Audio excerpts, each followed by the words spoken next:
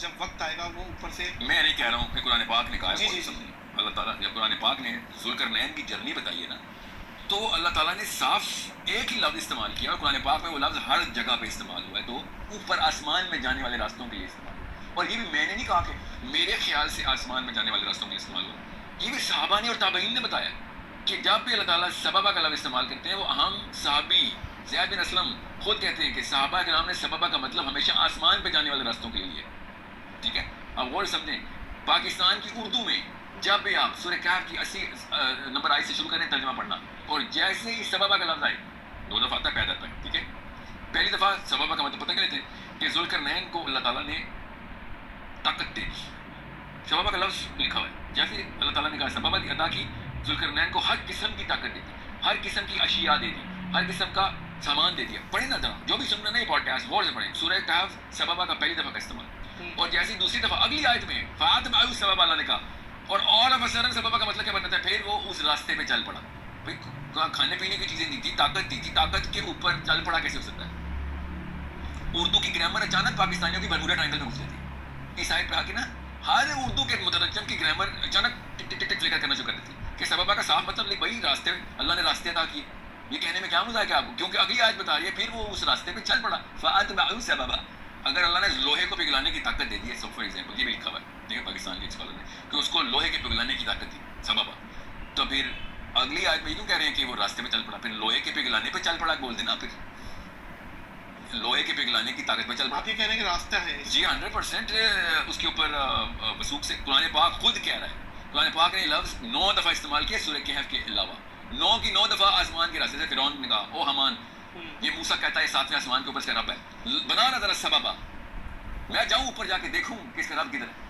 اس وقت کیوں نہیں لوہے کی پگھلانے والی طاقت نکالتے آپ فرعون کی, جب فرعون حمان سے کہتا ہے مجھے بھی, میں نے بھی اسباب اس بستر سبب, میں نے بھی اسباب بنانا اوپر جانے کا.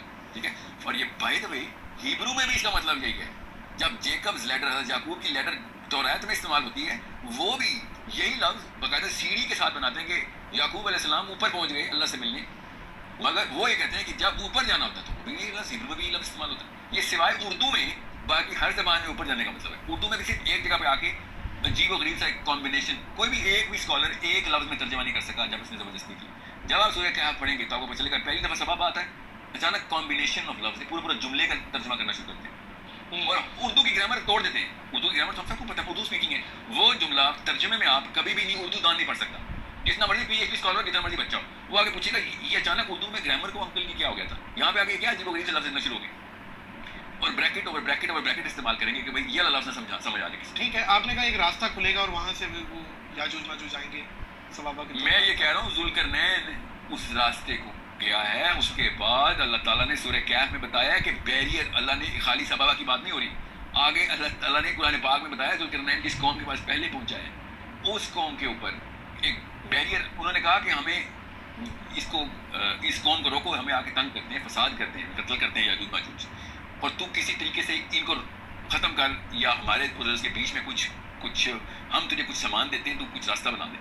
تو ذوالقرنین نے کہا میرے پاس زیادہ بہتر ٹیکنالوجی ہے تمہارے سے.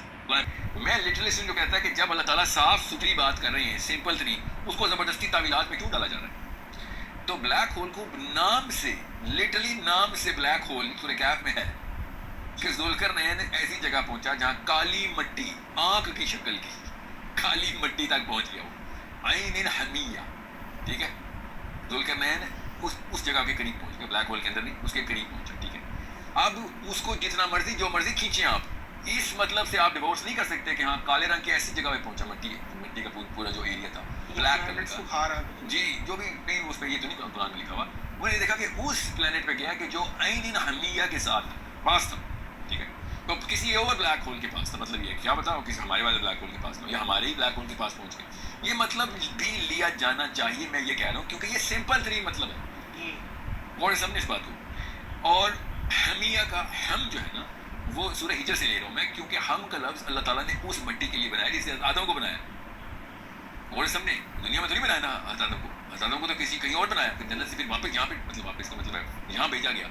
وہ جو اسٹار ہے نا جہاں سے یہ سارا کا سارا معاملہ, جس کی ساری مٹی ہے, وہ عین حمیہ کیوں نہیں لگے؟ کیا چیز عین حمیہ؟ ہمیں کیا مطلب رہتا ہے, کالے رنگ کے پانی میں پہنچ گیا.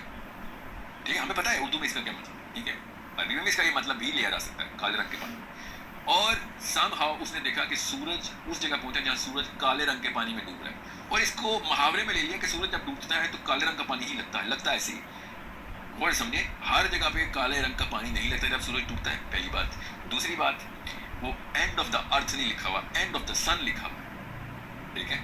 غربا اینڈ کو بولیں گے یہاں پہ, اور شمس اللہ نے بتایا شمس, تو وہ اینڈ آف دی ارتھ نہیں ہے کہ وہ مغرب کی طرف گیا جہاں پہ سورج کالے پانی میں ڈوب رہا تھا, ٹھیک ہے. حالانکہ اس کا صاف ستھرا مطلب یہ ہے کہ وہ اس جگہ گیا جہاں سورج ڈوب ختم ہو رہا تھا. سورج بلیک ہول میں ہی ختم ہوتا ہے, ٹھیک ہے.